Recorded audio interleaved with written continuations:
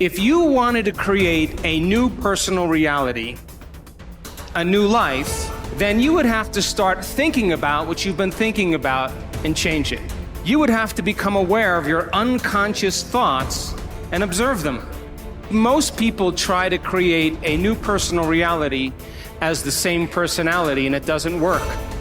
You literally have to become someone else. If you want to change your life, you got to make a decision to change your life. And sitting around and waiting to feel ready is not the decision I want you to make. Yes or no. Make the binary code decision. Yes or no. It's a commitment. It's not a feeling. Commitments don't have nothing to do with your feelings. You do it because you're supposed to. So as you're looking at the choices that are before you, where you've got a path that's well-trodden, you've got a path that literally is invisible and won't become something until you step on it, you have to understand that that's what this life is meant to be, and that the only frustration that you will look back on with tremendous regret is knowing that you did what was easy, even though it wasn't you. You can do anything you want without limitation. Whatever it is that you decide you want to make come true in your life, you can do that. It is going to take an inhuman amount of work. You're going to have to be prepared to break yourself in half. You are going to have to learn more than anyone has ever learned. You're going to have to push yourself harder than anyone has ever asked you to push yourself before. You're going to go way beyond your breaking point. And why? Because as Malcolm X said, the future belongs to those who prepare for it today. In this life, to be successful, you always need to stay ready.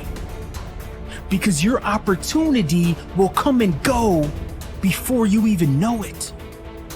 These are the moments, the opportunities that will come and pass us by. And it's about taking the time to prepare so we can capture the moment, so that we can win that very moment. Successful people know that if you stay ready, you don't need to get ready. You do not prepare to be against the world. You prepare to act reasonably within a chaotic world where not everybody is as well prepared as you are. The question is, will you do it for yourself?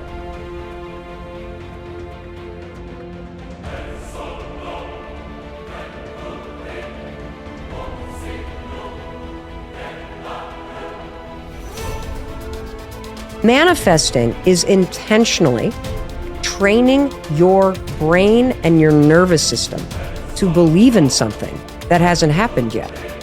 That's what manifesting is. Manifesting is a power tool. It's backed by neuroscience. It is backed by years of research. And when used properly, it helps you achieve your goals because it helps you prepare to do the work. I use science-backed manifesting tools every single day to shut down the negative conversations in my life and to live a big life and to take big risks. And dude, Olympic athletes use manifesting.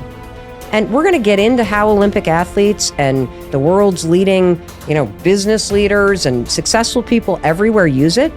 But I'm telling you right now, the way you shut down your internal conversation that is holding you back is manifesting. Manifesting is one of the first things you have to learn how to do to get started on making this a reality.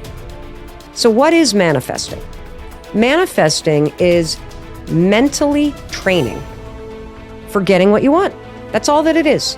It is part of the toolkit that successful people around the world use.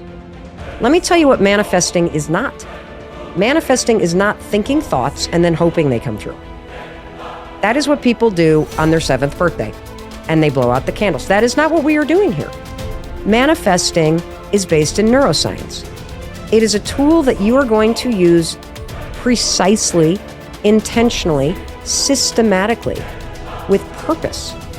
Because you use manifesting to rewire your mind and your body and your spirit to help you do the work to achieve your dreams. When you use manifesting properly, you are removing the mental obstacles of self-doubt, resistance, fear, perfectionism, feeling overwhelmed, other people's expectations, all that stuff that is holding you in place right now, that makes you spin in circles. Manifesting clears that shit out, and it programs, using science, a completely different way of thinking and feeling about the things that you want to create in your life. And when you manifest properly, it's almost like the pre-game training that you do before the big game. It prepares you to take action. It boosts your confidence. It gets you ready to do that thing. There's 3 P's that you got to annihilate, crush, or destroy if they're getting in the way of your progress in a relationship or your career or your happiness or your health. These are the 3 P's that make learned helplessness. Number 1, you think the problem is permanent. Once you've had enough disappointment, sometimes your brain doesn't want to get disappointed, so it's a permanent problem. Please write down, no problem is permanent, only your soul is permanent. Nothing's forever. Everything changes, everything eventually ends, and something new begins. That's part of life. Those are the seasons of life. The second P that keeps people in learned helplessness so they don't change, this belief's got to be annihilated, broken through, and that it's pervasive. That means that because my relationship's not great, my whole life is horrible. Then you're forgetting you do have health, or you do have friends, or you do have a job, or you do have whatever. I can breathe. And the third one is we think the problem is personal. There's something wrong with me. And if you start believing that, it becomes self-fulfilling. You give up. See, I'm not good enough. I'm not beautiful enough. I'm not smart enough. I always screw it up. So those 3 P's got to be destroyed. If we don't have a sense of purpose, then you're doing the thing you're doing just for the sake of doing it, right? Like I'm making money just for the sake of money. I'm turning this wrench just for the sake of turning this wrench. And when we do things that contribute to something else, contribute to something bigger, it gives our lives and our work meaning. And when we have a sense of meaning, when we have a sense of purpose, it does many, many things to us. It builds our self-confidence. It makes us better decision makers. It makes us better in relationships. And at the end of the day, it makes us enjoy our lives and find fulfillment in in our work. And I think so often, and I think there's a lot of people don't think about it this way. They don't think about what's the purpose of all of this. Like, what's the reason I'm doing all of this? We usually default to, I got to pay my bills. That's a function, because I was told to do it. Because everybody has to work, or because I'm just trying to, I want to make this company the biggest or the best. To what end? To what value? And so to truly understand purpose, I think, like I said, it sort of just has positive effects all over the place. In the real world, we miss.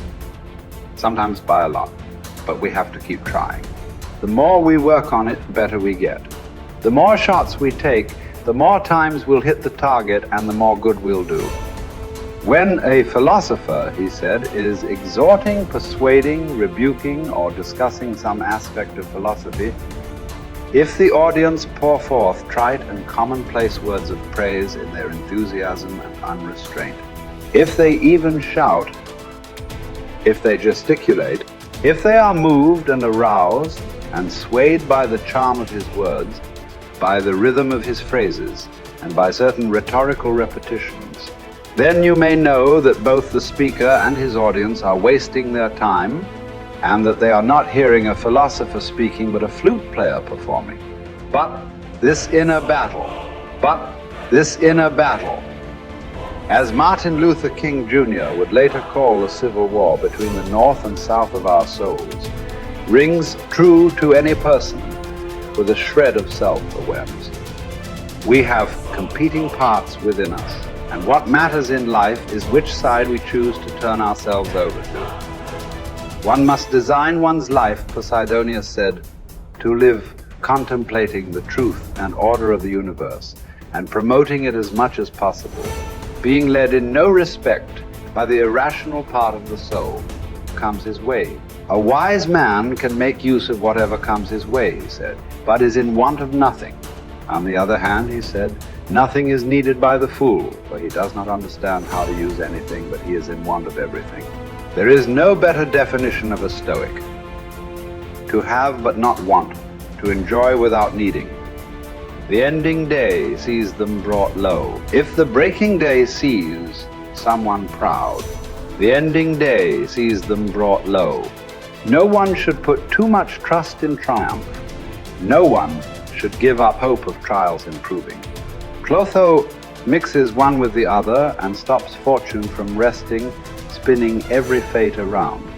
No one has had so much divine favor that they could guarantee themselves tomorrow. God keeps our lives hurtling on, spinning in a whirlwind,